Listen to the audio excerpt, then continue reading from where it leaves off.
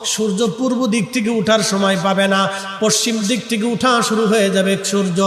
আল্লাহর নবী বললেন তওবার দরজা বন্ধ হয়ে যাবে, আর ওই সময় দক্ষিণ দিক থেকে একটা বাতাস আসবে। সমস্ত ঈমানদার সেই দিন মারা যাবে, কোনো ঈমানদার আর থাকবে না। আল্লাহকে আল্লাহ বলে ডাক দেওয়ার মতো কেউ থাকবে না।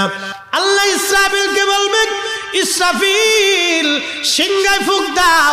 আল্লাহর এই ফেরেশতা সিংহা হাতে নিয়ে মুখের কাছে নিয়ে আল্লাহর আরশে মুআল্লার দিকে তাকায় থাকে, একটা সেকেন্ডের জন্য এদিক আর ওদিক করে না। কখন রব হুকুম দিবে সিংহায় ফুৎকার দেওয়ার জন্য, যখন সিংহায় ফুৎকার দিবে, কুরআন বলতেছে ইদাস সামাউল ফাতারাত, আকাশ ভেঙ্গে ভেঙ্গে ভেঙ্গে ভেঙ্গে পড়তে থাকবে।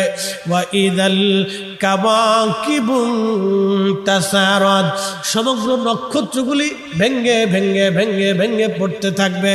ওয়া ইদাল বিহারু ফুজ্জিরাত, সমুদ্রের তলদেশ উদ্দোলিত হয়ে যাবে, সমগ্র পানিগুলি পৃথিবীর উপরে আছার মারবে, আর ধুয়ে ফেললে সব পৃথিবীবাসীকে নিয়ে যাওয়া হবে। ওয়া ইদাল কুবুরু বুসিরাত, কবরের ভিতরে যাহা আছে সব আমার মালিক আমার রব বের করে দিবে।